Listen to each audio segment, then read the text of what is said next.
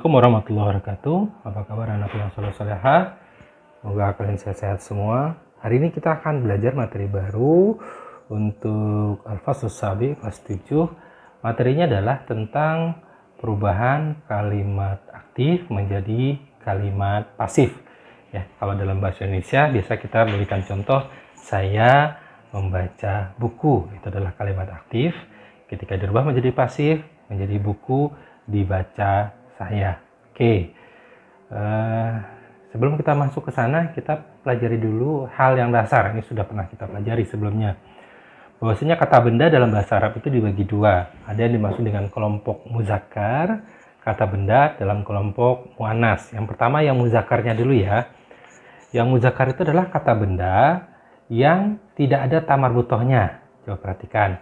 Jadi kalau ada tamar butohnya yang seperti yang dituliskan itu, berarti dia muannas. Kalau tidak ada, berarti dia muzakkar. Contohnya faslun.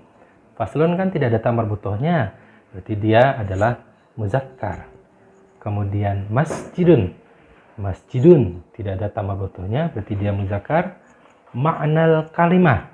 Coba perhatikan, fokus ke kata ma'nal kalimah. Ma'nal kalimah ada tamar butohnya, tapi perhatikan kalau kosakata dalam bahasa Arab yang terdiri dari dua suku kata, perhatikan yang depannya, makna. Maknanya kan tidak ada tamar butohnya, maka dia termasuk dalam kelompok muzakkar. Ya. Ismul ustaz termasuk dalam kelompok muzakkar. Ini adalah kata benda yang pertama, kelompok muzakkar. Yang kedua adalah kata benda dalam kelompok muannas. Ciri-cirinya apa?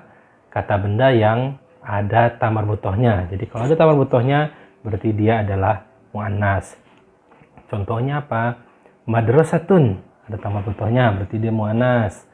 Risalatun ada tamar butohnya, berarti dia muannas. Kemudian ayatul Quran berarti dia muannas. Yang ketiga adalah yang terakhir quratul qadam. Jadi diulangi, kata benda yang tidak ada tamar butohnya berarti muzakkar, yang ada tamar butohnya berarti dia adalah muannas. Oke. Sekarang kita masuk prosedurnya, gimana sih cara merubah kalimat aktif menjadi kalimat pasif. Yang pertama tentukan objek ya, sama seperti bahasa Indonesia, rumusnya SPOK. Tinggal kamu urut saja, S subjek, predikat, objek, keterangan. Nanti kita lihat di contoh ya.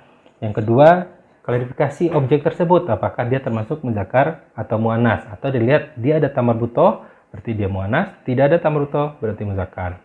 Kemudian objeknya tersebut kita pindahkan ke depan. Yang keempat, ubahlah predikat atau kata kerja dari pola tersebut dengan pola. Kalau objeknya muzakkar, maka predikatnya dirubah polanya menjadi yuf'alu. Kalau dia muannas, dirubah menjadi tuf'alu.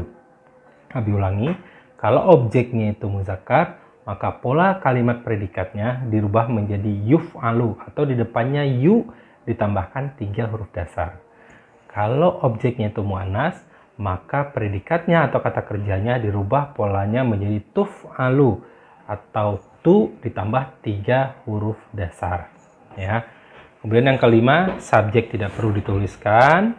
Yang keenam, jika ada keterangan dituliskan di belakang. Ya. Nanti kita coba di contoh soal, insya Allah akan lebih mudah ya. Ini berikan contoh soal. Yang pertama, Andi yaqra'ul Qur'ana fil masjidi. Andi sedang membaca Al-Quran di masjid. Kita coba langkah yang pertama nih, ini adalah kalimat aktif, mau kita rubah ke pasif. Langkah yang pertama, tentukan objek. Kita urut saja, Andi adalah subjek, yaqra'u adalah predikat atau kata kerja, Al-Quran adalah objek, fil masjidi adalah keterangan. Jadi tinggal diurut ya, S, P, O, K. Subjek, predikat, objek, keterangan. Objek dari kalimat ini adalah Al-Quran. Objek itu biasanya harokat belakangnya adalah A. Al-Qur'ana. Ya. Objeknya kita pindahkan ke depan. Kalau objek sudah dipindah ke depan, maka harokatnya berubah menjadi U. Al-Qur'anu. Kita lihat nih, objek ini ada tamar butoh apa enggak nih? Oh, enggak ada. Berarti dia adalah muzakkar. Kalau muzakkar, polanya adalah yuf'alu atau depannya yu ditambah 3 huruf dasar. diambil dari mana? Dari kata kerja. Coba perhatikan kata kerjanya. Yaqra'u, huruf dasarnya apa sih? Huruf dasar itu diambil dari huruf keduanya ya. Yaqra'u berarti huruf dasarnya ko, ro, a. 3 hurufnya. Maka jawabannya adalah Al-Qur'anu yuqra'u. Ya, keterangannya ditambahkan di belakang. Al-Qur'anu yuqra'u fil masjidi. Subjeknya tidak dituliskan. Ya. Oke, contoh kedua. Nahnu nadkhulu al-maktabata. Nahnu sebagai subjek, nadkhulu sebagai predikat, al-maktabah sebagai objek. Berarti objeknya adalah al-maktabah. Kita tuliskan al-maktabatu. Lihat, al-maktabah ada tamar butuhnya apa enggak? Betul, ada. Kalau ada tamar butuhnya berarti dia mu'annas atau dirubah polanya menjadi tuf'alu. Ya, atau tu ditambah 3 huruf dasar dari predikat. Kita lihat predikatnya ada sekarang nadkhulu. Huruf dasarnya berarti dakhala. Maka jawabannya adalah al-maktabatu tudkhalu. Ingat ya, pakai tu. Kenapa pakai tu? Karena objeknya ada tamar butoh, ya, ditambahkan 3 huruf dasar. Karena tidak ada keterangan, maka tidak usah ditambah keterangan. Kita lanjut, contoh yang ketiga.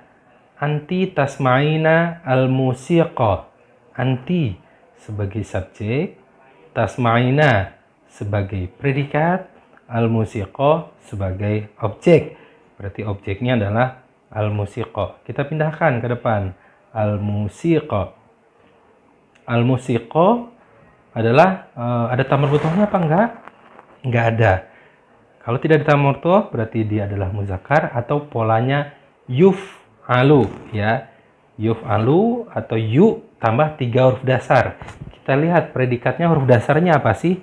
Sin, mim, ain. Ya, ingat ya, sekali lagi huruf dasar itu diambil dari huruf kedua. Sin, mim, ain. Maka jawabannya adalah al-musiqa yusma'u. Ya.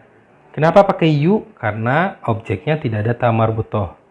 Kenapa yusma'u hanya 3 huruf? Karena huruf dasar dari kata kerjanya adalah sin, mim, ain. Maka jawabannya al-musiqa yusma'u. Ya.